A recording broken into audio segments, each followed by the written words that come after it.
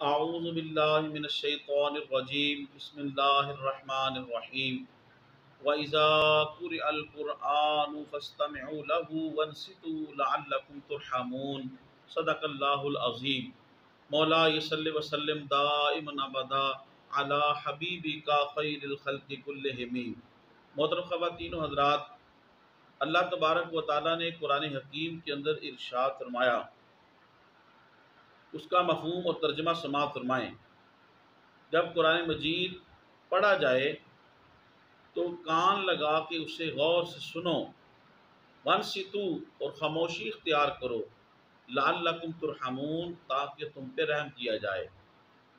محترم خواتین و حضرات، قرآن حکیم کی یہ آیت مبارکہ کا مفہوم میں نے آپ کے سامنے بیان کیا۔ اس آیت مبارکہ کی تفسیر میں صاحب تفسیر مدارک لکھتے ہیں کہ عام صحابہ اکرام رضوان اللہ علیہم اجمعین کا فرمان یہ ہے، یہ آیت مقتدی کی قرات امام سننے کے متعلق ہے، یعنی امام کے پیچھے جب مقتدی کھڑا ہو تو وہ قرآن مجید کی تلاوت خاموشی کے ساتھ سنیں، چاہے وہ جہری نماز ہو یا سری نماز ہو۔ اسی آیت کی تفسیر میں صاحب تفسیر خازن لکھتے ہیں، حضرت ابن مسعود رضی اللہ تعالیٰ عنہ نے بعض لوگوں کو امام کے ساتھ قرآن پڑھتے سنا۔ جب فارغ ہوئے تو فرمایا، کیا ابھی تک یہ وقت نہ آیا کہ تم اس آیت کو سمجھو، یعنی وَإِذَا قُرِئَ الْقُرْآنُ فَاسْتَمِعُوا لَهُ وَأَنصِتُوا لَعَلَّكُمْ تُرْحَمُونَ، یعنی حضرت عبداللہ ابن مسعود رضی اللہ تعالیٰ عنہ آپ بھی یہ فرما رہے ہیں کہ امام کے پیچھے جب مقتدی کھڑا ہو تو مقتدی خاموشی کے ساتھ کھڑا ہو اور امام کی قرات کو سنے اور امام کے پیچھے کچھ نہ پڑھے۔ تفسیر ابن عباس میں ہے، جب فرض نماز میں قرآن پڑھا جائے تو اس کی قرات کو کان لگا کر سنو اور قرآن پڑھے جاتے وقت خاموش رہو۔ محترم خواتین و حضرات، اس پہ کچھ لوگ اعتراض کرتے ہیں، مبارکہ وَإِذَا قُرِئَ الْقُرْآنُ فَاسْتَمِعُوا لَهُ وَانصِتُوا لَعَلَّكُمْ تُرْحَمُونَ، یہ نماز جمعہ میں جو خطبہ ہے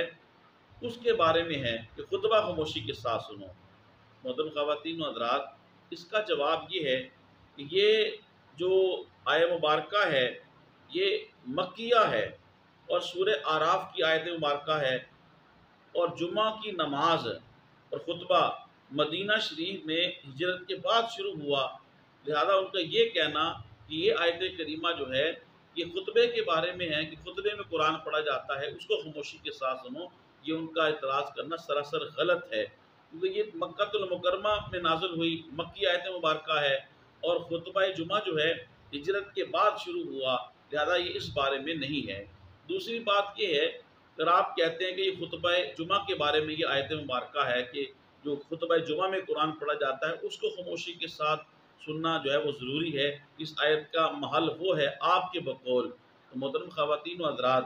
خطبہ جمعہ میں یاد رکھیے کہ سارا قرآن نہیں پڑھا جاتا، خطبہ جمعہ کے اندر کچھ قرآن کی آیات تلاوت کی جاتی ہیں، اس کے علاوہ درود شریف بھی پڑھا جاتا ہے اور احادیث بھی بیان کی جاتی ہیں اور دیگر جو ہے وہ چیزیں بھی بیان کی جاتی ہیں۔ تو جب جس خطبے کے اندر تھوڑا سا قرآن ہے اس کو خاموشی کے ساتھ سننا ضروری ہے، تو نماز جس کے اندر قرآن ہی پڑھا جاتا ہے حالت قیام کے اندر، تو محترم خواتین و حضرات بدرجہ اولیٰ اسے خاموشی کے ساتھ سننا ضروری ہے۔ یہ جو کہا گیا ہے کہ جب قرآن کی تلاوت کی جائے تو خاموشی کے ساتھ سنو، یہ مشرکین سے خطاب ہے۔ محترم خواتین و حضرات، یہ بھی سراسر غلط ہے کہ کفار کے اوپر اور مشرکین کے اوپر قرآن خاموشی کے ساتھ سننا واجب ہی نہیں ہے، کیونکہ اس آیت کے آخر میں لعلکم ترحمون تاکہ تم پہ رحم کیا جائے، اور کافر اور مشرک کے اوپر کیسا رحم قرآن کی تلاوت سننے سے۔ محترم خواتین و حضرات، جیسا کہ اللہ پاک نے ایک جگہ اور قرآن مجید کے اندر ارشاد فرمایا، جس کا مفہوم یہ ہے کہ کفار جو ہے وہ بعض مرتبہ کفار آپ کی طرف کان لگاتے تھے، لیکن اللہ تبارک و تعالیٰ نے ان کے دلوں پر پردے ڈال دیے تھے۔ تو محترم خواتین و حضرات، یہ کہنا کہ یہ آیت مبارکہ کفار و مشرکین کے حق میں نازل ہوئی ہے، ان کے مخاطب وہ ہیں کہ وہ خاموشی کے ساتھ سنیں، محترم خواتین و حضرات یہ بات غلط ہے، اس لیے کہ وہ تو کفار ہیں، مشرکین ہیں، ان کے اوپر قرآن کی تلاوت سننا واجب ہی نہیں، اور لعلکم ترحمون کے الفاظ بھی اس بات کے اوپر دلالت کر رہے ہیں۔ اور خواتین و حضرات، نماز کے اندر امام کے پیچھے مقتدی کے لیے خاموشی رکھنا یہ ضروری ہے۔ وہ لوگ جو یہ کہتے ہیں کہ احناف اہل سنت و جماعت جو نماز پڑھتے ہیں اور امام کے پیچھے قرات نہیں کرتے، ان کی نماز حدیث کے مطابق نہیں ہے، وہ احادیث کو سماعت کریں۔ محترم خواتین و حضرات، مسلم شریف باب سجود التلاوہ میں عطا ابن یسار سے مروی ہے، انہوں نے حضرت زید ابن ثابت رضی اللہ تعالی عنہ سے سوال کیا کہ امام کے ساتھ قرات کرنے کے حوالے سے، تو آپ نے فرمایا امام کے ساتھ بالکل قرات جائز نہیں ہے۔ ترمذی شریف میں حضرت جابر رضی اللہ تعالیٰ عنہ سے روایت ہے، جو کوئی نماز پڑھے اس میں سورہ فاتحہ نہ پڑھے، اس نے نماز ہی نہ پڑھی مگر یہ کہ امام کے پیچھے ہو، یعنی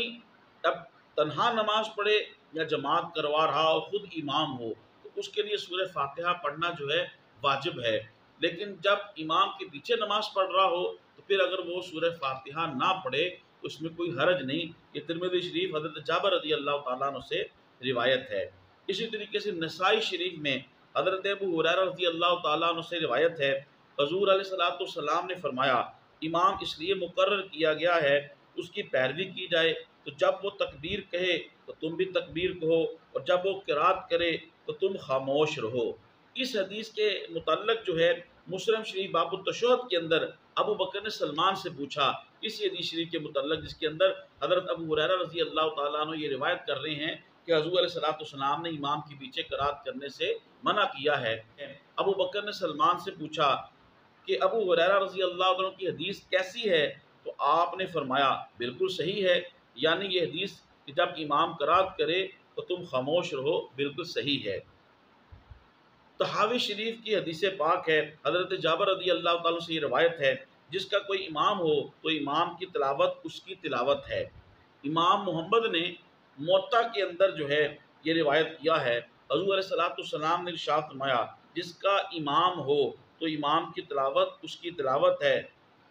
ابن حمام نے فرمایا اس حدیث کے متعلق کہ یہ اسناد صحیح ہیں اس حدیث کی، اور مسلم اور بخاری کی شرائط پر ہیں۔ محترم خواتین و حضرات،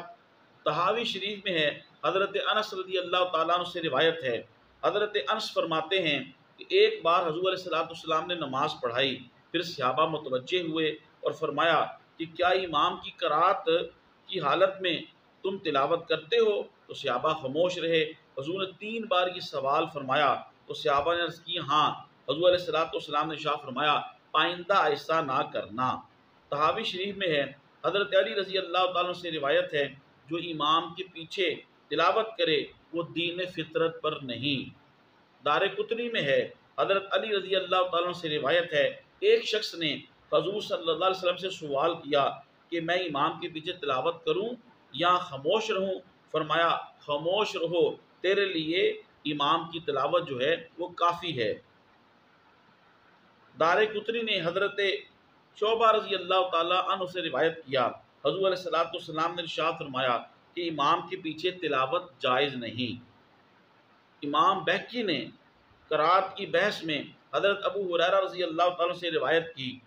انہوں نے حضور علیہ السلام سے روایت کی کہ آپ نے فرمایا جس نماز میں سورہ فاتحہ نہ پڑھی جائے وہ ناقص ہے سوائے اس نماز کے جو امام کے پیچھے ہو، یعنی امام کے علاوہ تنہا بندہ نماز پڑھ رہا ہے یا خود امام ہے بندہ تو پھر تو سورہ فاتحہ پڑھنا واجب ہے، لیکن اگر امام کے پیچھے نماز پڑھ رہے ہیں تو پھر سورہ فاتحہ نہیں پڑھنی۔ امام محمد نے موطا میں، عبد الرزاق نے اپنی مصنف میں حضرت عمر رضی اللہ تعالیٰ عنہ سے روایت کیا جو امام کے پیچھے تلاوت کرے کاش اس کے منہ میں پتھر ہوں۔ امام طحاوی نے حضرت عبداللہ ابن مسعود، زید ابن ثابت، عبداللہ ابن عمر، عبداللہ ابن عباس، جابر بن عبداللہ، حضرت علقمہ، حضرت علی رضی اللہ تعالیٰ عنہ اور حضرت سیدنا امیر المومنین عمر بن خطاب رضی اللہ تعالیٰ عنہ جیسے جلیل القدر صحابہ کرام سے مکمل اسنادوں سے روایات جو ہیں پیش کی ہیں، لکھی ہیں، تو یہ تمام حضرات جو ہیں امام کے پیچھے قرات کے سخت خلاف تھے،